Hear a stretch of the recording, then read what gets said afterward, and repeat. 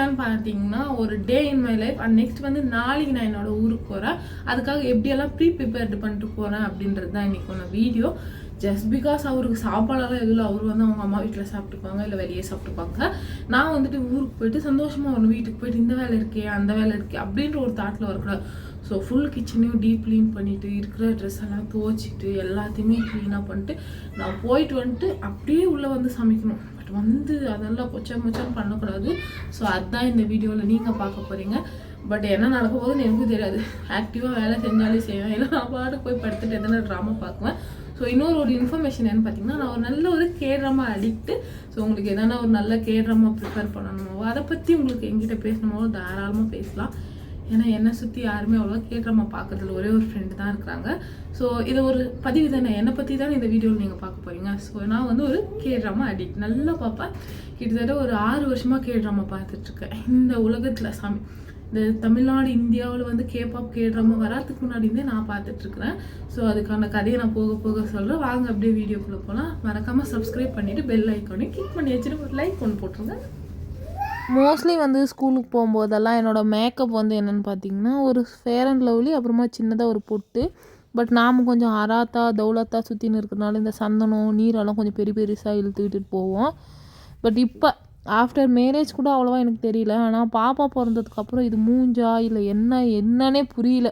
இந்த ஆட்லலாம் வருவாங்க பார்த்திங்களா, இப்படி இருந்த என் மூஞ்சி இந்த க்ரீம் போட்டால் இப்படி ஆகும்னு சொல்லிட்டு. அவங்களுக்கு ஸ்டார்டிங்கில் இருக்கிற மூஞ்சி மாதிரி கூட இந்த மூஞ்சி இல்லை, எங்கேயோ புதையிலேருந்து தேடெடுக்கப்பட்ட மூஞ்சி மாதிரி தான் ஆயிடுச்சு என் மூஞ்சி. அதனால தான் இவ்வளோ மேக்கப் தினமும். ஸோ ஃபஸ்ட்டு ஸ்டார்டிங் என்னன்னு பார்த்தீங்கன்னா துணி துவைக்கணும். எப்பயுமே இங்கே வந்துட்டு தண்ணி விடுவாங்க 1 விட்டு 1 நாளைக்கு. ஸோ அப்படி வந்துட்டு துணி துவைச்சி போட்டுருவேன். கொஞ்சம் லேசியாக கொஞ்சம் கதவு மூடாமல்.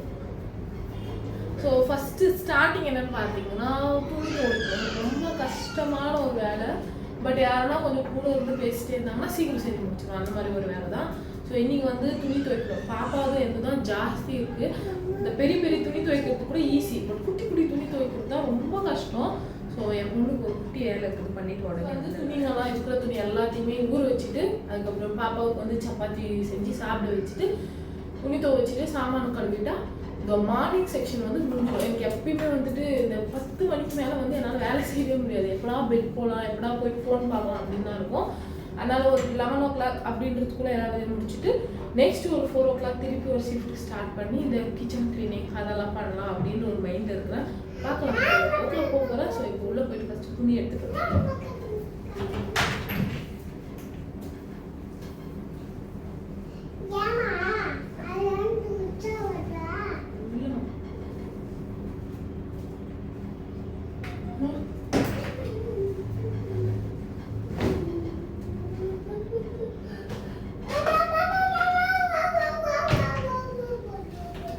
அப்புறம் ஊருக்கு போயிட்டு வந்துட்டு நான் மாலை போடலான்னு இருக்கிறேன். போன வருஷம் என்னோட வீடியோ ஃபஸ்ட்டே பார்த்துருந்தீங்கன்னா தெரிஞ்சிருக்கும். நான் ஓம் சக்திக்கு ஃபஸ்ட்டு மாலை போட்டிருக்கேன். அதுக்கான ரீசன் வந்து நான் நெக்ஸ்ட் வீடியோவில் சொல்லலாம், நான் ஏன் வந்துட்டு சாமிக்கு மாலை போடுறது. ஸோ அதுக்காக வீடியோ வந்து க்ளீன் பண்ணுவேன், அதை ஒரு பிளாகாக எடுக்கலான்னு இருக்கிறேன். நெக்ஸ்ட் வந்துட்டு வீடெல்லாம் ஃபுல்லாக க்ளீன் பண்ணதுக்கப்புறம் ஒரு சின்ன ஹோம் டூர் ஒன்று போடலான்னு இருக்கிறேன். ஸோ அதுக்கு உங்களோட சப்போர்ட் எனக்கு நல்லபடியாக வேணும். யார் யாருக்கெல்லாம் ஹோம் டூர் வேணும் அவங்கெல்லாம் இப்படி பண்ணுங்கள், இப்படி பேர் தெரியல இப்படி பண்ணுங்கள்.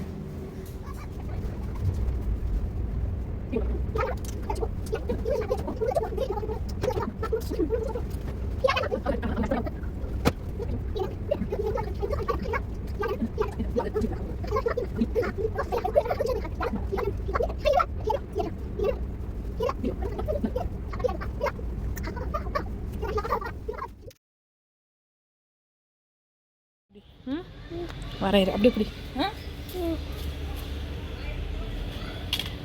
மாற்றக்கூடாது.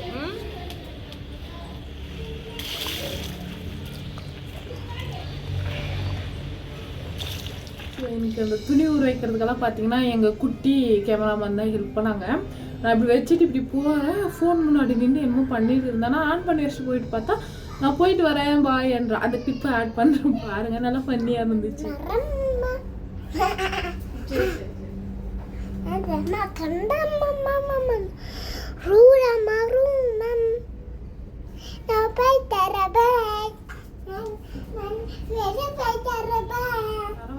வளர்றதுனால குட்டி குட்டிஸாக அழகழகாக பேசுகிறாங்க. ஒரு பக்கம் வா எவ்வளோ அழகாக பேசுகிறாங்க அப்படின்னு இருந்தாலும் ஒரு பக்கம் ரொம்ப கஷ்டமாக இருக்குது இதுக்கப்புறம் இந்த மாதிரி பேச மாட்டாங்களேன்ட்டு. எல்லா அம்மாங்களுக்கும் ஒரு கர்வம் ஒன்று இருக்கும். என்னென்னு பார்த்தீங்கன்னா அவங்க குழந்தை பேசுறது வேறு யாருக்குமே புரியாது. அவங்ககிட்ட கேட்பாங்க என்ன சொல்கிறா இவா, அப்போ ஒரு மாதிரி நம்ம பொண்ணு பேசுறது நம்மளுக்கு தான் புரியுது அப்படின்ற அந்த ஹாப்பினஸ் இருக்கும். அதெல்லாம் கொஞ்சம் மிஸ் பண்ண போகிறேன். வாங்க இன்றைக்கி வந்துட்டு என்னன்னு பார்த்தீங்கன்னா நைட்டே வந்துட்டு பீட்ரூட் வந்து பொரியல் பண்ணி வச்சுட்டு இருந்தேன். அதுக்கு சப்பாத்திக்கு மாவு பிசைஞ்சு வச்சுட்டு இருந்தேன். ராம் வந்து நைட் ஷிஃப்ட்ன்றதுனால எப்படியும் காலையில் வந்து பசிக்குதுன்னுவாங்க. அதனால் மாவு கொஞ்சம் எக்ஸ்ட்ராவே பிசைஞ்சு வச்சேன்.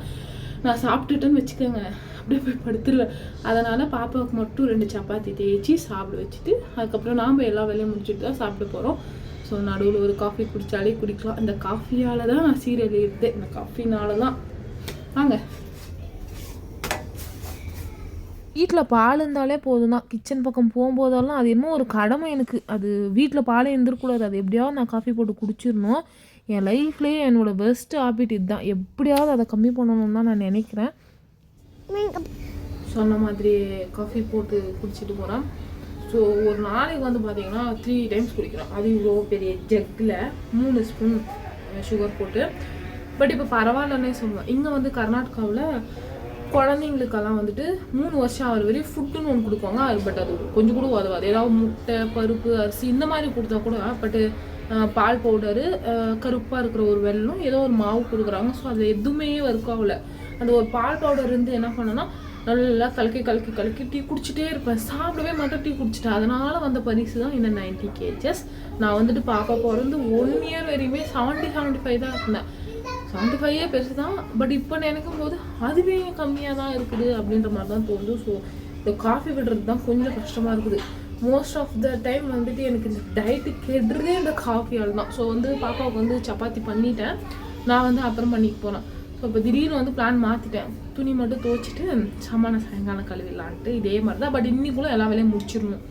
நாளைக்கு அப்படியே இந்த வீடியோ எப்படியே போகுதுன்னா நான் வேலையெல்லாம் செஞ்சு முடிச்சுட்டு நாளைக்கு நான் பேக் பண்ணுறது என்னென்ன எடுத்துகிட்டு போகிறேன் ஊருக்கு அப்படின்றதையும் காமிக்க போகிறேன். வெயிட் பண்ணி பாருங்கள். எனக்கு ரொம்ப பிடிச்ச காம்பினேஷன் கேரட் பொரியல், பீட்ரூட் பொரியல், சப்பாத்தி. ஃபஸ்ட்டெல்லாம் சிக்கன் சாம்பார் இருந்துச்சு. But this is very good. பாப்பாவுக்கு வந்து ஓவர் ஃபீட் பண்ணக்கூடாது. 2 சப்பாத்தி எடுத்துருக்குறேன். ரீசெண்ட் டைமாக வந்துட்டு எங்கள் ஊரில் வந்துட்டு கொல்லாத்துன்னு சொல்லுவாங்க. வயிற்றில் வந்து குடல் பின்னிக்குது, அவளுக்கு அந்த மாதிரி விழுந்துட்டு இருக்குது, ஜாஸ்தி தண்ணி குடிக்கிறா, வாமிட் பண்ணுறா. ஸோ ஓவர் ஃபீட் பண்ணாமல் அவளுக்கு போதுன்ற வரையும் சாப்பிட வச்சுட்டு நம்ம வேலையை பார்த்துடலாம். நம்மளுக்கு இந்த மாதிரி வா சாப்பிடு நான் ஊட்டி விடுறேன் அப்படின்னு சொல்கிறதுக்கு ஆள் இல்லை. குழந்தைங்க எப்பயுமே ஸ்பெஷல்.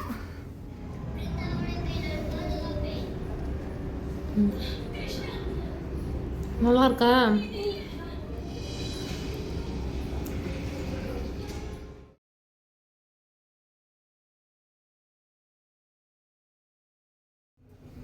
இப்போ டைம் என்னன்னு பார்த்தீங்கன்னா சாயங்காலம் 6:30 மணிக்கு. கிட்டத்தட்ட 11 மணிக்கு நான் போயிட்டு வரேன்னு சொல்லிட்டு போனவளோட சரி அவ்வளோதான். பட் ஒர்க்கெல்லாம் செஞ்சேன். கிச்சனெல்லாம் ஃபுல் க்ளீனு, வீடெல்லாம் க்ளீனாக பெருக்கி துடைச்சியாச்சு. வீடியோ எடுக்க முடியல. எனக்கு என்னென்னு பார்த்தீங்கன்னா யாராவது இருந்தாங்கன்னா வீடியோ எடுக்க பிடிக்காது, ஒரு மாதிரி ஷையாக இருக்கும். ஸோ அதனால் எதுவுமே எடுக்கல. இப்போ என்னென்னு பார்த்தீங்கன்னா எதுவுமே சாப்பாடு செய்ய பிடிக்கல. நான் காயெல்லாம் மோஸ்ட் எல்லாமே காலி பண்ணிட்டேன். 3 தக்காளி இருக்குது. என்னென்னு பார்த்தீங்கன்னா ஊருக்கு போயிட்டு வர வரையும் கிச்சனில் ஸ்மெல் நல்லா வேண்டாம்னு சொல்லிட்டு எல்லாம் அப்புறப்படுத்தியாச்சு. ஸோ இப்போ வந்துட்டு நைட் மெனு ஒன்றும் இல்லை, காரப்பொங்கலும் சட்னியும் தான் செய்யலாம். ரொம்ப நாள் ஆச்சு காரப்பொங்கல் செஞ்சு. ஸோ அப்படியே செஞ்சுட்டு நைட்டாக பேக் பண்ணிவிட்டு நாளைக்கு காலையில் 9 மணிக்கெலாம் டான்னு வீட்டை விட்டு போயிடணும். அதுதான் ஒரு ஹோப்பில் இருக்கிறேன். ஸோ அப்படியே வாங்க. இனிமேல் வந்துட்டு பார்த்திங்கன்னா இந்த மாதிரி வளவலா குழக்கலான்னு பேசாமல் வீடியோ எடுக்காமல் ஃபஸ்ட்டு வீடியோ எடுத்துகிட்டு வாய்ஸ் ஓவர் கொடுத்து போடலான்னு இருக்கிறேன். இன்னொரு முறை வீடியோ போடுவேனான்றதே டவுட் தான். ஸோ பார்க்கலாம் பொறுத்திருந்து. ஸோ இப்போ பொங்கலுக்கு வந்துட்டு பார்த்திங்கன்னா இதில் வந்துட்டு 2 கப்பு சாப்பாடு அரிசியும் 1 கப்பு வந்துட்டு பாசி பருப்பும் போட்டிருக்கிறேன். வாங்க செய்யலாம். இது ஒன்றும் பெரிய புது டிஷ்ஷெல்லாம் இல்லை. So this is not about recipe channel. இது வந்துட்டு நான் புதுசாக கற்றுக்கிட்டு செய்யுது. ஸோ இது வந்து கற்றுக்குட்டிங்க செய்கிற channel. So no recipes, only experiment. வாங்க எக்ஸ்பிரிமெண்ட் பண்ணலாம். இப்போ நான் சொல்லி வாயை மூடலை. இப்போ ஆனால வெறும் பாசிப்பயிரை மட்டும்தான் வறுக்கணும். பட் நான் அரிசியும் வறுக்கிறதுக்கு எடுத்து வச்சிட்டேன். So already what I set, it's experiment channel. என்ன ஆக போதும் பொங்கல். ஒரு 5 நிமிஷம் வறுத்துட்டு கழுவி ஊற போட்டுட்டு சட்னிக்கு ஃபஸ்ட்டு ரெடி பண்ணிவிட்டு அதுக்கப்புறம் ஒரே முட்டை நெய்யெல்லாம் போட்டு தாளிச்சிட்டு பொங்கல் செஞ்சுட்டு நம்ம பேக் பண்ணி போயிடலாம். ஸோ எதுவுமே பேக் பண்ண போகிறதில்ல. த மோஸ்ட் திங் வந்து நான் என்ன எடுத்துகிட்டு போகிறேன்னா என்னோடய புது 4 நைட்டியே ஒரு அண்ணா கிட்ட வந்து வாங்கினேன். 4 நைட்டி 600 ரூபான்னு வாங்கினேன். ஒரு நைட்டி 200 ரூபான்னு வாங்கினேன். அப்படியே இந்த பிராண்டு அந்த பிராண்டு சூப்பராக இருக்கும், ஆசமாக இருக்கும், நாசமாக இருக்கும்னு சொன்னாங்க. பார்த்தா நான் போடுற அடுத்த நாள் வந்துட்டு ஃப்ரீ ஷோ மாதிரி இங்கே கிழியுது. நானே துணி இப்படி பார்க்குறேன், பார்த்தா கிழிஞ்சிட்டு இருக்குது. ஸோ அந்த அண்ணா இன்னும் என் கைக்கு கிடைக்கல. பட் எனக்கு கொஞ்சம் அதெல்லாம் போய் கேட்குறதுக்கு ஒரு மாதிரி கொடுத்தது காசு நான். ஆனால் ஏன் ஒரு நிமிஷம் சாரி ஏன் இப்படி கிழிஞ்சு போன்னு எனக்கு கொடுக்குறீங்கன்னு கேட்குறதுக்கு எனக்கு வாய் வரல. மற்றதுக்கெல்லாம் வாய் ஆடுது. ஸோ அதெல்லாம் எங்கள் அக்கா வந்து டெய்லர், புது டெய்லர், அவங்க வளர்ந்து வரும் டெய்லர். அவங்கக்கிட்ட போய் கொடுத்து ஓசியில் வந்து அடிச்சுன்னு வர போகிறேன். ஒரு 100 ரூபாய்க்கு ஓசி பட்டுனேன். ரூபாய்க்கு வந்துட்டு கஷ்டப்பட்டு அந்த ட்ரெஸ்ஸு, அந்த 4 ட்ரெஸ்ஸு இங்கேருந்து நான் எங்கள் ஊருக்கு தெக்குப்பட்டுக்கு தூக்கின்னு போகிறேன். போயிட்டு எங்கள் அக்கா கிட்ட இலவசமாக அடித்து கொண்டு வர போயிடுறேன். அப்புறம் பாப்பாவோட ஸ்டஃப்பு, அவ்வளோ லோஷனு க்ரீமுன்னு எனக்கெல்லாம் எதுவுமே எடுத்துக்க மாட்டேன். ஊருக்கு போனால் தலைவாடுறது. இப்போது நெக்ஸ்ட் திங் வந்து பார்த்தீங்கன்னா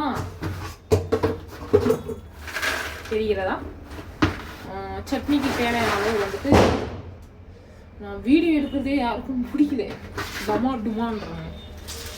சட்னிக்கு வந்துட்டு கலக்கா கொஞ்சம் உரிக்கணும், உரிச்சிடணும். உரிச்சிட்டு சட்னி செய்யணும். சாப்பாடு செய்யறதையே உங்களுக்கு வர மாட்டேங்குது. ஸோ ஒரு சின்ன கேப்பில் வந்துட்டு எங்கள் அக்கா கூட ஒரு சின்ன ஃபோன் கால் பண்ணிவிட்டு அப்படியே வேல்யூ செஞ்சேன். என்னென்ன செஞ்சேன்னு பார்த்தீங்கன்னா நாங்கள் பார்க்கலாம். கலக்கா கொட்டை வறுக்கப்பட்டது. அப்புறம் இந்த ஊர்லலாம் இந்த மாதிரி வெங்காயத்தையும் பூண்டையும் சுட்டு போடுவாங்க. பட் எனக்கு டேஸ்ட் டிஃப்ரெண்ட் தெரியுதா தெரியலேன்னு தெரியல. பட் அது ஒரு கடமைக்கு செஞ்சுருவாங்கனால. அப்புறம் வந்துட்டு தேங்காய், இது வந்து லைட்டாக வந்துட்டு பிளாக் ஆகிட்டு இருக்குது. ஸோ அது நல்லா க்ளீன் பண்ணி போடணும். அவ்வளோதான், வாங்க செஞ்சிடலாம். ஸோ உலக நியதி ஒன்று சொல்கிறேன். இந்த மாதிரி கலக்கா சட்னி கரைக்கும் போது நம்ம போடுற கலக்காவோட சட்னிக்கு ஜாருக்குள்ளே போகிற கலக்காவோட வீதம் கம்மி. ஓ இங்கே தெரியுதா, பாதி நானே சாப்பிட்டேன்.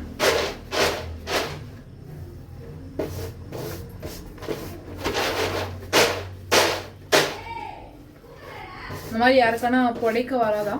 எனக்கும் வராது. லைட்டாக ட்ரை பண்ணுறேன்.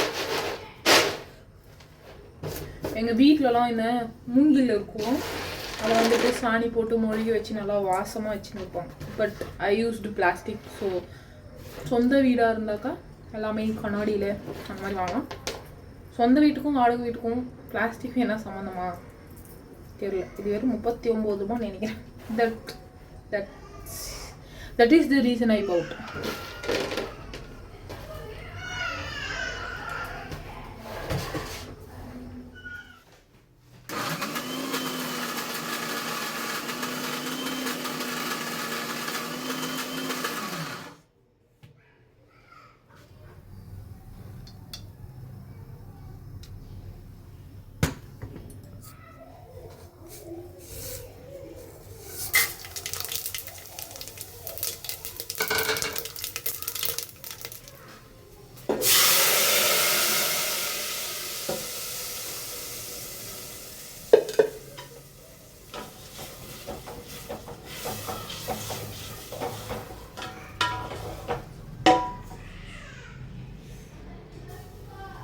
ஸோ பொங்கலுக்கு வந்துட்டு 1 மணி நேரத்துக்கு முன்னாடி ஊற வச்ச அரிசியும் பருப்பும் போட்டு விசில் போட வச்சுட்டேன்.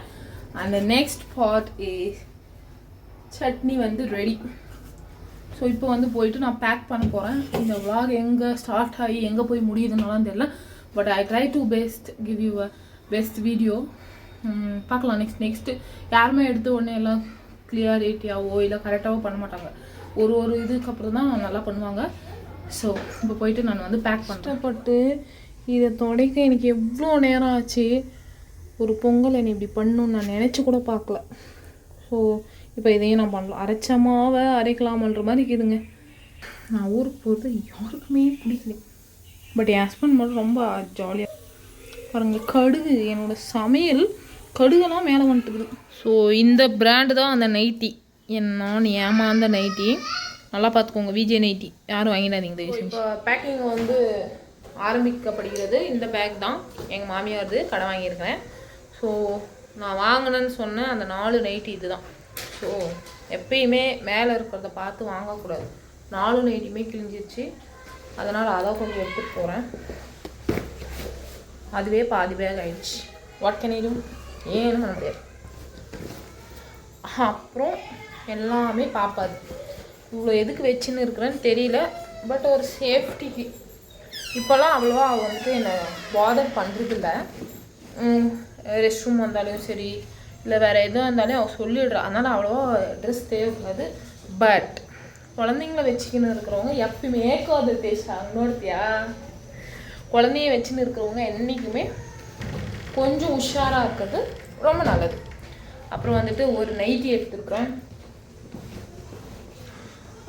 அப்புறம் நான் மீஷோவில் பர்ச்சேஸ் பண்ணேன் இந்த கோட் செட்டு எடுத்திருக்கேன். பேண்ட் இது ஒன்று, இது வந்து வேறு பேண்ட்டு. இதோட பேண்ட் கொஞ்சம் டைட்டாக இருக்குது. ஸோ எப்பயுமே நீங்கள் வந்துட்டு மீஷோவில் இந்த கோட் செட்டு 3 பீஸ் செட்டெல்லாம் வாங்கும்போது உங்கள் சைஸை விட ஒரு சைஸ் எக்ஸ்ட்ரா வாங்கிக்கோங்க.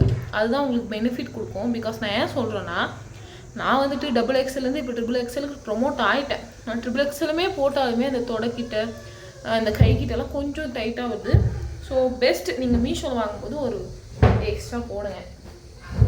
நீங்கள் இந்த வீடியோவை கடைசி வரையும் பார்த்தா தான் இந்த முக்கியமான ஒரு நல்ல விஷயம் உங்களுக்கு தெரியும்.